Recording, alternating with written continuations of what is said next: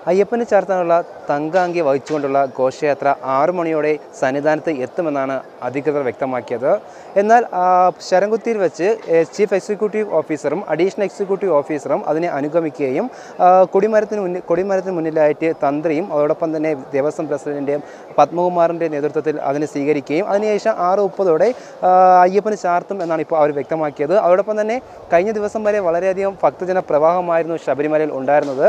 അതുകൊണ്ട് ഇന്ന് തങ്കാങ്കി വരുന്നതിന് പ്രമാണിച്ച് ഭക്തജനങ്ങളുടെ നിയന്ത്രണത്തിലാണ് പമ്പയിൽ നിന്ന് സന്നിധാനത്തെ കയറ്റിവിട്ടുകൊണ്ടിരുന്നത്.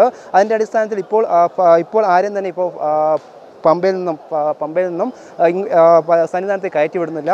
ഇപ്പോൾ തങ്കാങ്കി അയ്യപ്പന് ചാർത്തുന്നതിൻ്റെ ഭാഗമായി ഇവിടെ ശബരിമല സന്നിധാനവും അതുപോലെ തന്നെ വലിയ നടപ്പന്തലും ശ്രീകോവിലിന് മുന്നിലായിട്ടും എല്ലാം തന്നെ ഫയർഫോഴ്സിൻ്റെ അതുപോലെ തന്നെ തിരുവിതാംകൂർ ദേവസ്വം ബോർഡിൻ്റെ കീഴിലുള്ള എല്ലാവരുടെയും ജീവനക്കാരുടെയും സഹായത്തോടെ വളരെ വൃത്തിയാക്കുകയും ഇപ്പോൾ അതോടെ തന്നെ സുരക്ഷ വൻ ശക്തമാക്കിയിരിക്കുകയാണ് ഇപ്പോൾ.